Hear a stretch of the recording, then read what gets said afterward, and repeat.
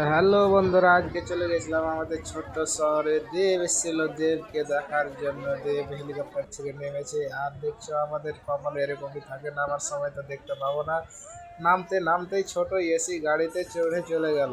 দেব এখন চলে যাবে রোড শো করতে। রোড শো করতে এসে এখানে দেখি বাপ রে, চারিদিকে যে ভিড়, ভিড়ে কোথায় দাঁড়াবো, কোথায় দেবকে দেখবো। জীবনে প্রথম দেবকে দেখার জন্য আমরাও দাঁড়িয়েছিলাম। আমার সাথে আমার চাচাতো ভাইয়া দাঁড়িয়েছিল। দেখছি যে সে সেন্ট্রাল ফোর্সের মতো দাঁড়িয়ে আছে, দেখছে দেবকে কেউ মারার জন্য বম নিয়ে এসছে নাকি। পরে বুঝলাম সে অন্য কোনো রমণের দিকে তাকিয়েছিল, মানে বুঝতেই পারছো। আর এরপরে আবার দেখা গেল এক দিদার সাথে। দিদা আবার কি বলছে শোনো দেবের সম্বন্ধে।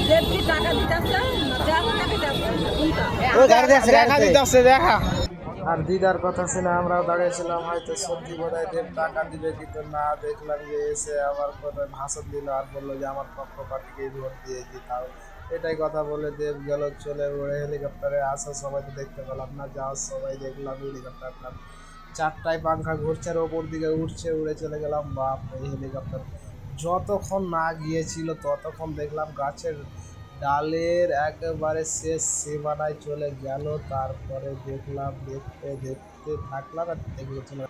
তারপরে ভাই আর কি করবো, আগে যেরকম ছিল এরকম মাথা বাঁধতে বাঁধতে আবার বাড়ি ফিরলাম। ভাবলাম যে এখন তো বাড়ি যেতে হবে, অনেক সময় হলো। তারপরে আমার চাচাতো ভাই আর আমি আবার বাইকে চাপলাম, চেপে এই তো চলে এলাম আমাদের ছোট্ট শহর থেকে বাড়ি ফেরার পথে। রাস্তায় আবার প্রচুর ভিড়।